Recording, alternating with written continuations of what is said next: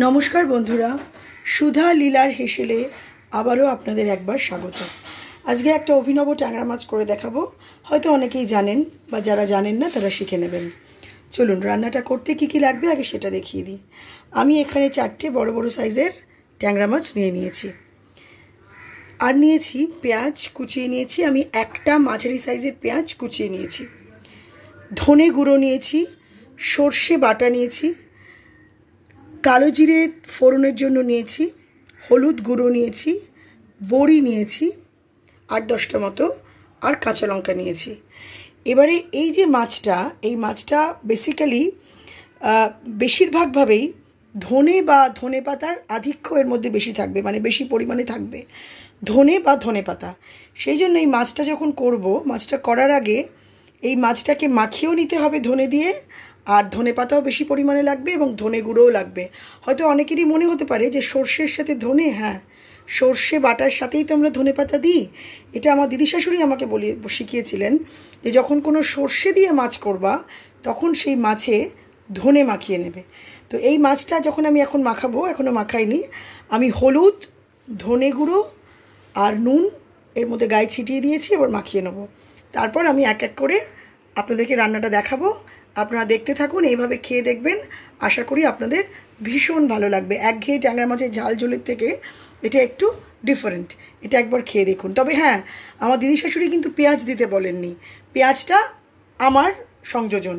উনি বলেছিলেন শুধু, কারণ যেহেতু আমাদের শ্বশুরবাড়িতে পেঁয়াজটা চলে না, আমরা আলাদা আলাদাভাবে খাই, কিন্তু যেটা মূল শ্বশুরবাড়ি সেখানে আমাদের পেঁয়াজ চলে না, পেঁয়াজ আর রসুনটা চলে না। কিন্তু এখন যা হয়, কালের ক্রমে অনেক কিছুই হয়, আমরা বৌমারা অতটা মানতে পারি না।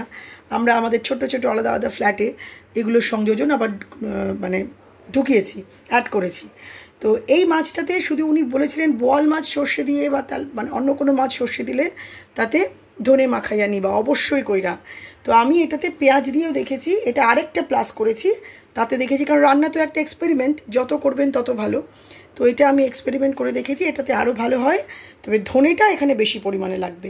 সর্ষে থাকলে ধনেটা দিয়ে মাছ মাখিয়ে নেবেন বা আলাদা করে ধনে গুঁড়ো দেবেন, ধনে পাতার মতন, দেখবেন তার স্বাদ অপূর্ব হয়। চলুন তাহলে এবার আজকে রান্নাটা শুরু করা যাক। ধনে দিয়ে ট্যাংরা মাছ। কড়াইতে আমি তেল দিয়েছি, আর মাছগুলো মাখিয়ে নিয়ে আমি একটুখানি 5-7 মিনিট এরকম রেখে দেবো, যাতে ধনে গুঁড়োটা ওর মধ্যে প্রবেশ করে কিছুটা। এবারে আমি প্রথমে কয়েকটা বড়ি নিয়েছি, সেই বড়ি কটা আগে ভেজে নেব। তারপর ট্যাংরা মাছ তো আপনারা জানেন নিশ্চয়ই যে বেশি ভাজলে শক্ত হয়ে যায়, ওই জন্য বেশি ভাজবো না। আঁচটা আমি এখন একদম কমে রেখেছি।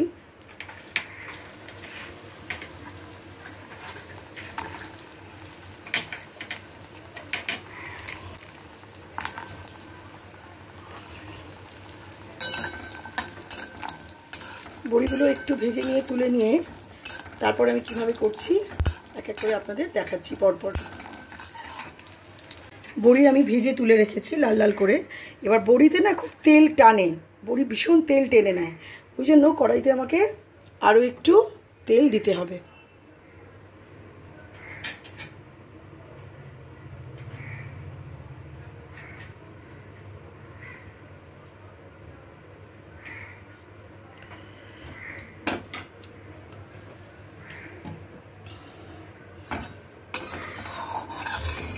মাছটা আমি একদম সিমেই রেখেছি, কমই রেখেছি।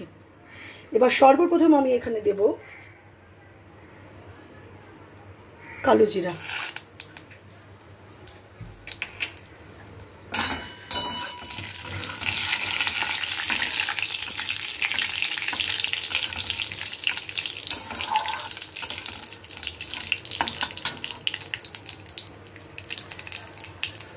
কালো জিরাগুলো ভাজা ভাজা যখন একটু একটু হয়ে যাবে তখন আমি দেব পেঁয়াজটা।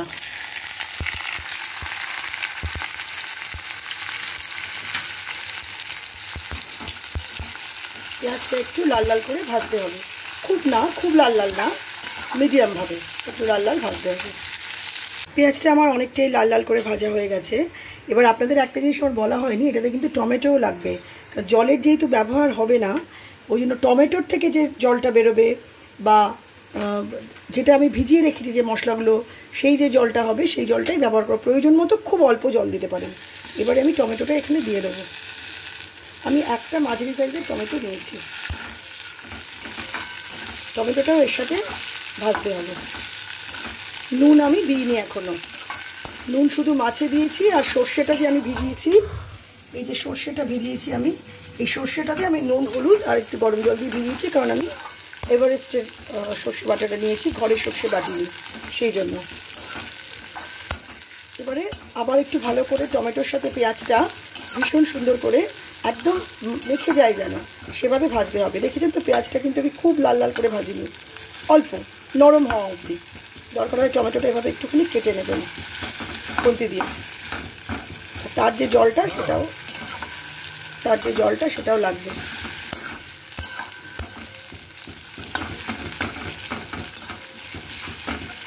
মাছের প্রয়োগ কিন্তু আমি এখনো করিনি, এটা আপনাদের দেখাবো।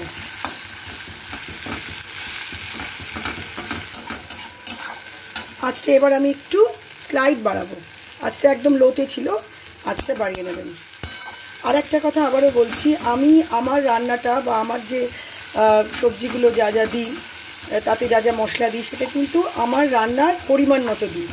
আপনাদের যদি বেশি রান্না হয় অবশ্যই পরিমাণ বাড়াবেন, আর যদি কম হয় তাহলে কম করবেন মশলার পরিমাণটা। এভাবে করবেন, তাহলে স্বাদটা হবে। এবারে আমাকে এখানে দিতে হবে ধনে গুঁড়ো।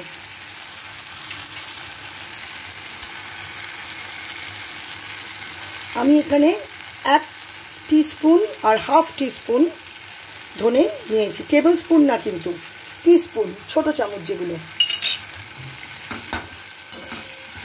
আর টমেটো যাদের ইউরিক অ্যাসিড আছে তারা তো অনেকে টমেটো খেতে পারেন না, দানাটা বার করে টমেটোটা দেবেন, তাহলে ইউরিক অ্যাসিডটা অতটা হয় না। এটা আমাকে একজন ডায়েটিশিয়ান বলেছিলেন, দানা বার করে নিতে টমেটো যখন দেবেন। আচ্ছা, এবারে দেখুন, এবার ভালো করে এটাকে মেশাতে হবে। দেখুন পেঁয়াজটা টমেটোটা পুরোটা মিশে গেছে। আমি 1 চামচ হলুদও এই সময় দিয়ে দিয়েছি। এবার আমি একটু নুন দেব। নুনটা আমি একটুখানি গরম জলে ভিজিয়ে রেখেছিলাম। আবার নাড়াবো, খুব ভালো করে নাড়াবেন যেন সবের সাথে মেশে, তাহলে আরও পেঁয়াজটা গলে যাবে। দেখেছেন তো কতটুকু জল, এটারও হাফ।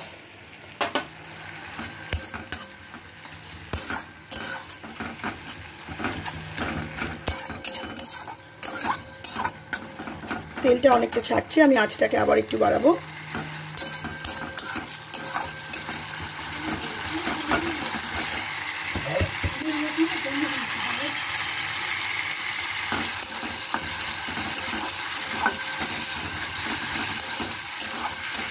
এটা যখন অনেকটা এরকম ঝোলটা বেরিয়ে আসবে, তখন আমি এখানটাতে দেবো হচ্ছে সর্ষে বাটাটা।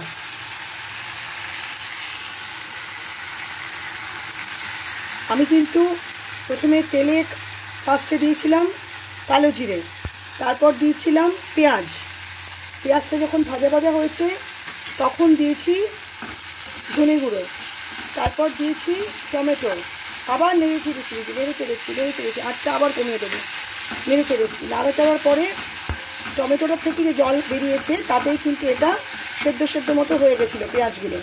একটু তারপর গরম জল সামান্য নুনে দিয়ে আমি দিয়েছি, পরে জল লাগলে আমি অল্প দেবো অবশ্যই করে। এবারে আমার মাছগুলো এক এক করে এখানে দিতে হবে, ভাপে হবে একদম পাতুরি। যারা আপনারা খেয়েছেন, এটা পুরো পাতুরির মতো খেতে লাগে। এই যে এবারে ওই মশলাটার মধ্যে মাছগুলো একটা একটা করে এরকম করে সাজিয়ে দিতে হবে, ঠিক আছে? মাছগুলো এবারে আমার আঁচটাকে একদম কমিয়ে দিতে হবে। কিন্তু তার আগে যেটা করতে হবে, ওই যে সর্ষে কিছুটা দিয়েছি আর কিছুটা তো আমার বাটা রয়েছে, সেই সর্ষে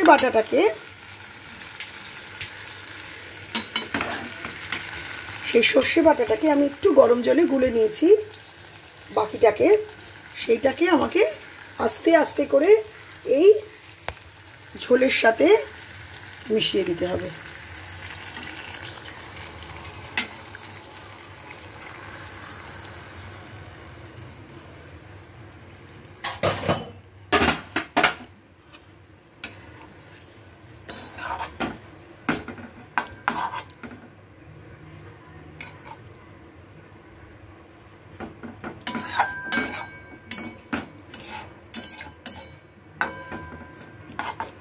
বড়িটা কিন্তু এখনও দেব না, বড়িটা একদম, বড়িটা খুব লাল লাল করে ভাজা হয়েছে কড়া করে, বড়িটা পরে গুঁড়ো করে ওপরে ছড়াতে হবে। এবার এটাকে চাপা দিয়ে দেবো। আচ্ছা, মাছগুলো তো আমি দিয়ে দিয়েছি, মাছগুলো ফুটছে। এবারে কতটা জল দিয়েছি সেটাও আপনাদের দেখিয়েছি। এবারে মাছগুলো ফুটছে, এবারে আমি এখানে অনেকটা পরিমাণ ধনেপাতা দেব। আমি প্রায় 1 আঁটি মতো ধনেপাতা নিয়েছি, নিয়ে ধনেপাতাটা ভালো করে ধুয়ে নিয়েছি, আপনারা ধুয়ে নেবেন খুব ভালো করে। ধুয়ে নিয়ে এর ওপর দিয়ে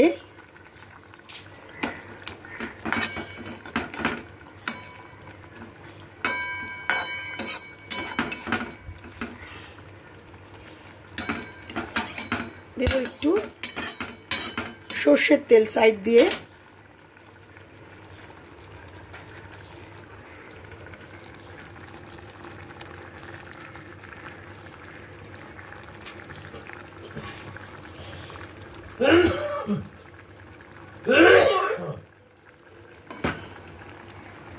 এটাকে এবার একদম আঁচটা কম করে চাপা দিয়ে দিতে হবে, মিনিট 5 থেকে 7 জন্য হতে দিতে হবে।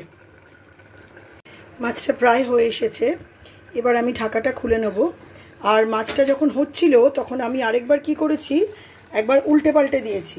প্রত্যেকটা মাছকেই আমি একবার উল্টে পাল্টে দিয়েছি, কারণ যেহেতু মাছগুলো বড় বড় ছিল, এরমভাবে যাতে প্রত্যেকটা দিকে সর্ষেটা লাগে সেরমভাবে আমি এরমভাবে উল্টে পাল্টে দিয়েছি। আর আমি 4টে কাঁচা লঙ্কা দিয়েছিলাম, ঝালটা আপনারা আপনাদের প্রয়োজন মতো কম বেশি করে নেবেন। এবার নামানোর আগে আমি বড়িগুলো একটু সামান্য হাত দিয়ে গুঁড়ো গুঁড়ো করে নিয়েছিলাম, খুব বেশি ভাঙিনি, অল্প। এবার বড়িগুলো দেব, কারণ বড়িগুলো এখন কেন দেব, কারণ এই মাছটা একদম গামাখা গামাখা হবে। বড়িটা দিলে যেটুকু এক্সট্রা জল আছে সেই জলটাকে অ্যাবজর্ব করে নেবে, ওই জন্য বড়িটা প্রথমে না, শেষের দিকে দেবো।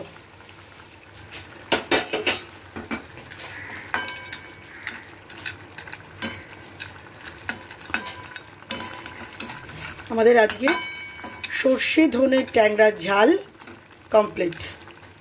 রান্নাটা অবশ্যই করবেন, ভীষণ ভালো লাগবে খেতে। একবার বাড়িতে ট্রাই করবেন, খাবেন, বাড়ির লোকদেরকে খাওয়াবেন, আর কিরম লাগলো সেটা আমাকে কমেন্টসে জানাবেন। আমি তেলটা মশলাটা একটু কমই দিই, যদি আপনাদের মনে হয় আরও তেলের প্রয়োজন তাহলে আপনারা আপনাদের পছন্দ মতো দেবেন, কিন্তু আমি খুব বেশি তেল রান্নায় ব্যবহার করি না, কারণ চাপা দিয়ে দিই এবং আমি অনেকক্ষণ সময় ধরে যে কোনো রান্না করি। চাপা দিয়ে দিয়ে একবার লো ফ্লেম করি, আবার একবার হাই ফ্লেম করি, আবার লো ফ্লেম হাই ফ্লেম। অনেকটা তেল আগে দিলে কি হয়, পুড়ে যায় খুব হাই ফ্লেম করে দিলে, ওই জন্য আমি ধরে ধরে রান্নাটা করি। তেলটা আমি একটু কম দিই, তবে এখন আরেকটু তেল দিতে হবে।